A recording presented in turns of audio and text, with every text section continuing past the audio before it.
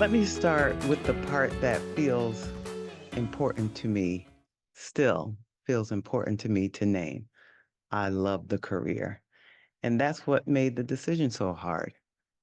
It would be easier to tell the story if the work had been wrong for me, if it'd been miserable, if I had known without question that this is where I'm supposed to be. But that's not what happened. I love the career. I love the work. I love the women I was serving in the work. I loved helping them recognize their gifts and skills. I loved watching their confidence grow. And still, I knew I couldn't stay. Because sometimes a job, a career can honor your gifts and still not honor the whole of you. And that's the part we're going to talk about today. So let's start there with the kind of decision that can feel much harder to explain. But first, I want to say welcome back to another episode of the Leadership Purpose with Dr. Robin podcast. I'm so glad you're here listening into the podcast. I say it all the time. I will continue to say it. I really appreciate you for listening in. And because you've been such faithful listeners, you helped us get ranked in the top 5% of all podcasts globally, according to Listen Notes. So thank you so much for doing that. And I ask you to continue to help us keep the podcast going. If you haven't done so, subscribe to the podcast, review the podcast, rate the podcast. All right. All right. So now let's get back to the decision, the kind of decision that can feel really much harder to explain. And sometimes the hard career decision is not leaving a job you can't stand. That's something that's very common. We've heard that. But sometimes the hard decision is leaving a job you actually love. And I don't think we talk about that enough because when something is clearly wrong for you, it may still be hard to leave, but at least you can point to the problem.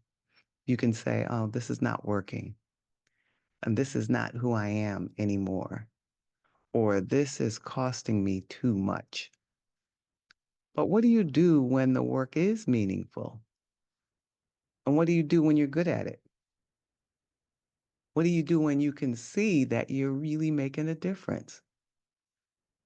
What do you do when part of you really does come alive in the work, but another part of you knows something is not quite right? And that's much more complicated than what you think of as a typical career crossroads. And the decision is very complicated. And so this is what I want to talk about today. This particular kind of decision, the kind of decision that is when what happened for me was when I had to leave a job I loved. Not because the work was empty and not because I couldn't see a sense of purpose in it, and not because I was bad at it. Actually, it was almost the opposite. So much of the work fit me, and that's exactly what made the decision so hard. You may know what that feels like. You may know what it feels like when the work feels right, but there's parts of it that really don't fit. Maybe you care about the mission. Maybe you love the people you serve. Maybe your gifts are being used. Maybe other people see you as successful in their role. And still, there's a quiet part of you that keeps saying, but something here is not fully aligned. And when that happens, it can make you question yourself. You might think, why am I unsettled when so much of this is good? Or you might think, why am I being ungrateful? Or why can't I just be satisfied? Or maybe even, what's wrong with me that this still doesn't feel like enough? And I want to say this gently but clearly. Maybe there's nothing wrong with you. Maybe there's something about the decision that is asking you to look more genuinely at the whole picture. not just the good parts, not just the meaningful parts, not just the parts other people can see, but the whole picture. So before we get into this, let me take you back to the actual work that I was doing. I'm going to tell you about this job, which was a career for me. And it was the position I left after I left the bank. And I talked about in the previous episode about leaving my work at the bank. And so now, at that point in my career, I was very clear that I wanted to make a difference in other people's lives. And that was the language I had then. I wanted work that felt meaningful. I wanted work that I knew I could be making a difference and feel like I was doing something useful for others. I wanted work that was connected to something deeper than just having a title, earning a paycheck. And I was thinking about what that might look like. And I remember asking myself this question, and this is at the time when I left the bank. I'm like, who are the people whose lives I feel called to make a difference? Not in a general way, but really, who are the people? Where is the need? Where might my work actually matter? And as I was reflecting on it, a verse from the New Testament came to my mind. And it says, in essence, when you've done it unto the least of these, you've done it unto me. And that was the verse that came to me. And I said, what does that mean for me today? That's some ancient wisdom.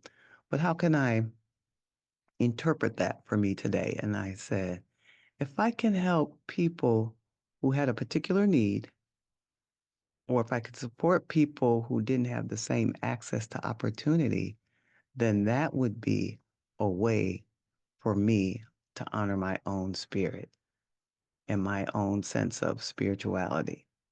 So this was just not a career search for me, it was a discernment process. I was trying to understand where my desire to make a difference could meet a real need. And eventually, I found the position and I became an instructor. The official title was pre-employment instructor for a privately owned company. It had a contract with the state of Connecticut where I was living at the time, but its mission was to help women on welfare to transition back into the workforce after being out of the workforce for a while. So my role was to prepare them to enter the workforce through job interviews, not getting the job interviews, but preparing who they were to be able to deliver the job interviews in ways that would help them move forward. So, on paper, that sounds very practical, and it was practical. I helped them with interview preparation, tools, and techniques. And I helped them think about how they were presenting themselves in the interview. But the work became so much more than that because I was not only helping them prepare for interviews, I was helping them see the best of who they are. And that was the part I loved. I could see their gifts, I could see their skills, I could see what was already there, even when they couldn't really see it yet. So, yes, I was helping them prepare themselves for the interviews. And underneath it, I was helping them build their self confidence and their self esteem. And when their confidence increased alongside their practical skills, they were able to then successfully get the jobs. And that was so powerful to watch. It wasn't abstract, it wasn't theoretical, it wasn't just, oh, this feels meaningful to me. There were actual results. And the company gave me bonuses. I mean, they gave bonuses in general to high performing employees, and I was one of them to get one of those really high bonuses on a regular basis. And my retention rate for the participants, the women in the program, was around 95%, which was highly unusual for that company because a lot of times the women wouldn't continue for various reasons. So I was fortunate enough to be able to help them see their own growth enough that they stayed with the program. So getting those bonuses on a monthly basis, it was really good. It was a lot of money for me at the time, and it was still more than just the money. It wasn't about that. It was an indicator that what I was doing was working. And the women were increasing their confidence such that they were performing well in the interviews, getting jobs, retaining jobs, and the company could see the results. And I could feel the alignment with the work itself. I absolutely loved doing that work. And I remember thinking, I can't even believe I'm getting paid for this because so many parts of me were present in that work. I loved helping them see themselves differently. I loved teaching. I loved encouraging. I loved helping them prepare for something practical and important for their lives. And I loved watching their confidence grow. And looking back, I can see several of my own purpose parts being active in that role. My passion was there. My natural abilities were being used. My particular wiring for service was being used. And I felt alive. I was doing work that was meaningful. I was helping women. I was helping them see, know, and act on the best of who they were. So the situation was not one where I can say this was all wrong. So it was not all wrong. In fact, a lot of it was right. And that's why we have to talk about the part that was not working now. This is the part that made it complicated. There was one missing piece. And because there was that one part of the whole picture that was not working, that's what we have to talk about. And that's what helped me move forward. And for me, that part was financial stability. The company seemed to always just be hanging on by a thread. And there was this cloud often hanging over the company, whether they would renew their contract with the state. And if they lost the contract, the company would likely go out of business. And at first I thought, well, I think I could live with that uncertainty. Or maybe I was willing to live with it because I loved the work so much. But after a couple of years, the concern became more prominent. And as the financial uncertainty became more urgent for them, I started to realize something about myself. I couldn't live and work in a constant state of financial unpredictability. I needed a job that had a sense of financial stability, at least as much as it could. And that realization was not easy because I loved that work. I really did.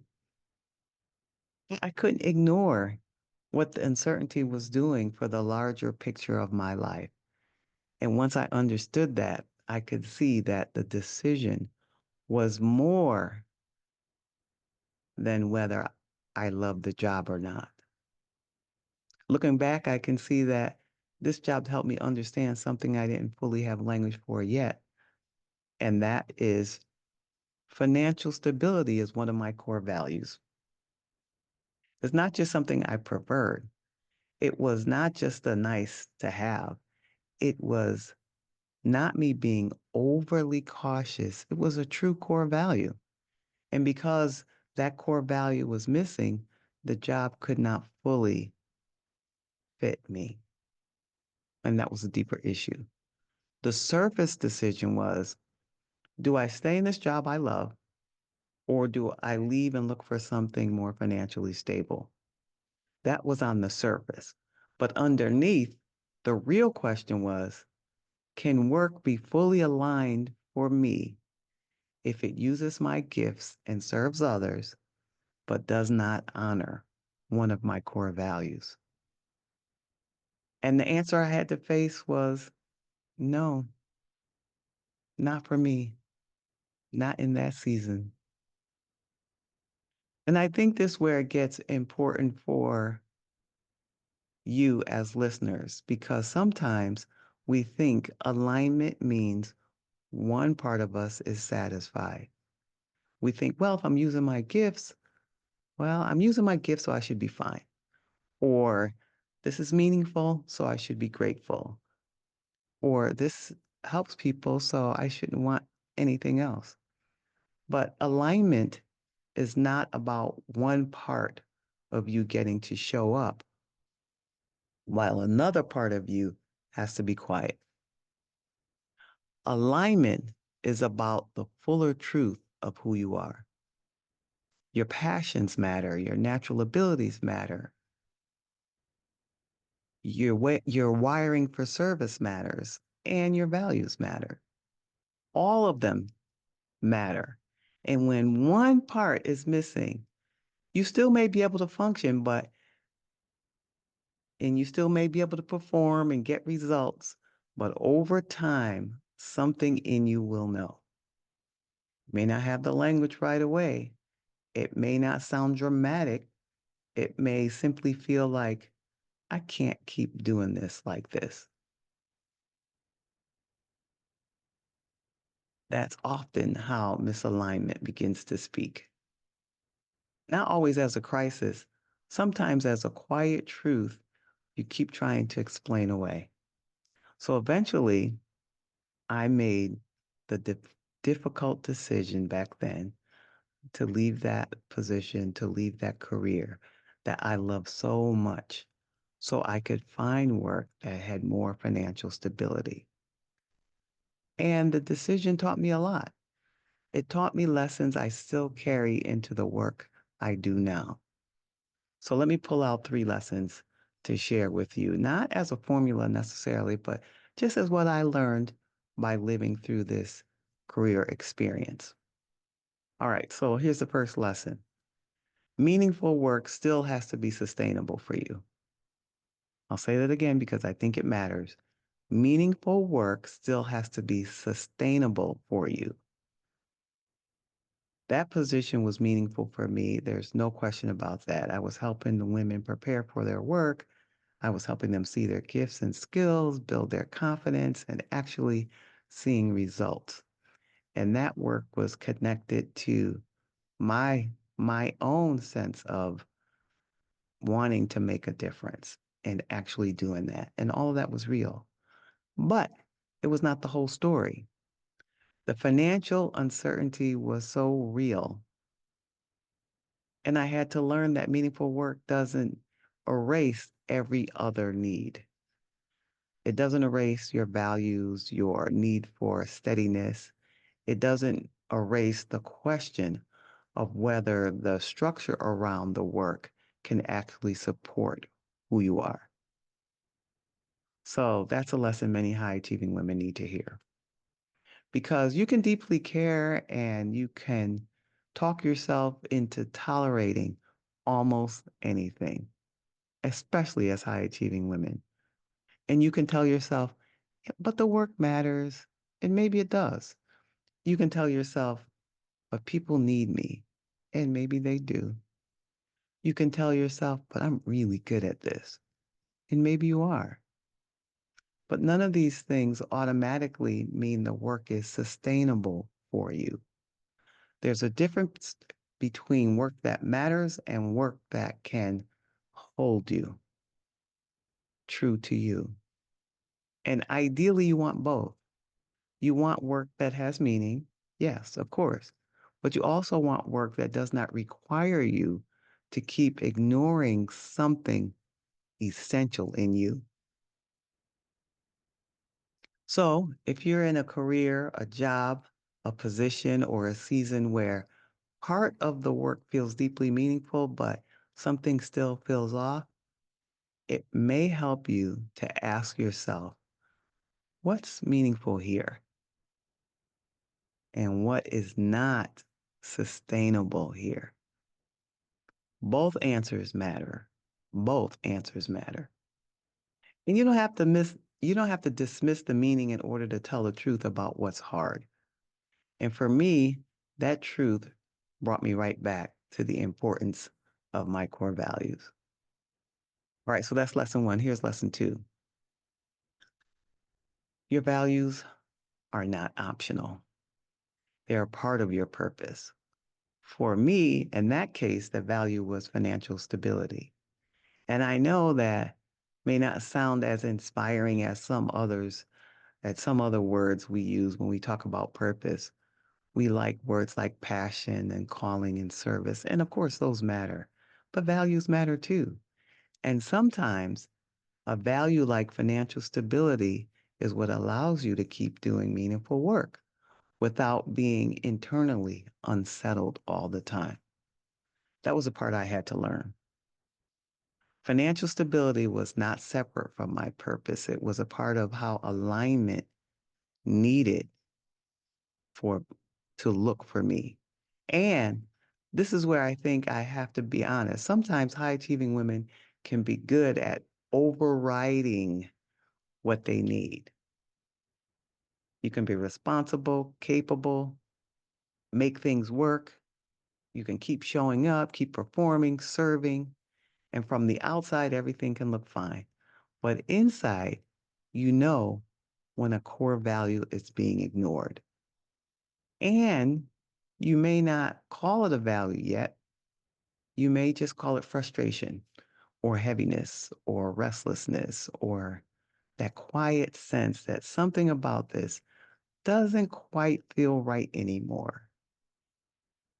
But sometimes what you're feeling is a core value trying to get your attention.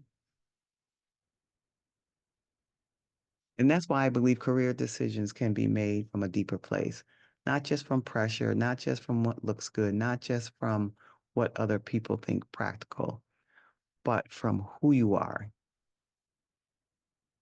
from the purpose parts that make up your own uniqueness, from what matters most in this season of your life. Because if a decision does not honor your values, eventually the decision will ask too much of you. It may still look good, useful, produce results, but it may not be aligned. And that difference matters. Which brings me to the third lesson. And this is the final lesson. Here it is. Leaving does not mean the work was wrong. Sometimes it means that the work taught you what you needed to learn. And I really believe that because it would be easy to look back and try to make the job into a neat little story like, oh, I left because it wasn't right. But that's not the whole truth. It was right in many ways. It showed me what meaningful work could feel like. It showed me what it felt like to help women see themselves differently. It showed me so much. And it also showed me the, that purpose has to include core values. So I don't look back at that job as a mistake. I look back at it as a teacher. It taught me something about myself I needed to know. And then once I knew it, I had to make a decision. And that's often how career clarity works. It doesn't always arrive all at once. Sometimes a role teaches you one part of the truth. The next decision asks you to honor that truth. And that can be hard because once you see something clearly, you cannot fully unsee it. I had seen that financial stability mattered to me, and I had seen that meaningful work alone was not enough if one of my core values was missing. And I had to decide whether I was going to keep trying to override that truth or respond to it. So that's why I left. Not because I stopped caring, not because the work stopped mattering, and not because I didn't appreciate what the role had given me. I left because I understood something more clearly about what alignment required of me. And now I want to bring this back to you because your decision may have its own version of this same tension. And I wonder if that may be true for you. Maybe the decision in front of you is not as simple as should I stay or should I go? Maybe the deeper question is, what's this season trying to teach me about who I am now? Maybe it's showing you a value that you may be minimizing. Maybe it's showing you a gift that you want to use more fully. Maybe it's showing you the kind of service that really matters to you. Maybe it's showing you that you can be good at something and still not be whole.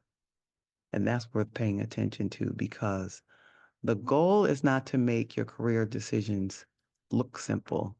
The goal is to make them honest. So if you're carrying a career decision right now, especially one that feels layered, I want you to give yourself permission to tell the truth about it, inner truth about it. Tell the truth about what you love, about what's working, what you're good at, where you're making a difference, but also tell the truth about what's missing. That missing piece may be important. It may be one of your values. It may be one of the purpose parts asking to be included in the decision. It may be the very thing you keep dismissing because everything else looks good. But good enough is not always aligned. And just because you can keep going doesn't mean you should keep going in the same way. So let me offer you a few questions to think about. And not to rush you toward an answer, but to help you listen more honestly to what's going on inside of you. Okay, so here are a few questions. I just invite you to just kind of sit with them. Not to pressure yourself, not to force an answer, but just listen to yourself. Here are the questions. What parts what parts of me are present in this work? Remember, these are the questions you're asking yourself. What parts of me are present in this work? What parts of me are missing? Which of my values are being honored here? Which values am I ignoring or overriding? And ask yourself, am I staying because the work is truly aligned, or am I staying because I don't know how to explain why something good is still not enough? And that last question may take a little courage because sometimes the hardest decision about escaping, let me say that again, because sometimes the hardest decisions are not about escaping something terrible. Sometimes they're about outgrowing something partial, something that fits part of you, but not the whole of you. And that's not failure, that's discernment. That's paying attention. That's learning how to make decisions from a fuller place, a fuller truth in you and who you are. And if I were to put the heart of this episode into one sentence, it would be this: a career can honor your gifts and still not honor the whole of you. And that's not a reason to panic.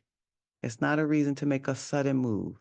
It's not a reason to dismiss the good, but it is a reason to pay attention because your purpose is not just about what you can do well, it's about what allows you to live and work in alignment with your own uniqueness. And that includes the conditions that you allow yourself to serve without abandoning yourself. So before you move on with your week, I want to leave you with one question. What part of you is present in the work you're doing now? And what part of you is missing? That's it. Sit with that. Write about it if that helps. Take it on a walk. Ask it quietly before you rush to the next answer. Because sometimes clarity doesn't come from forcing a decision. Sometimes clarity comes from noticing which parts of you has not yet been included. And I want to close with this, especially if you're in a season where the decision feels hard to explain. And if you're at a career crossroads right now, I want you to hear this. You are allowed to want work that's meaningful. You are allowed to want work that uses your gifts, your natural abilities. You are allowed to want work that serves others.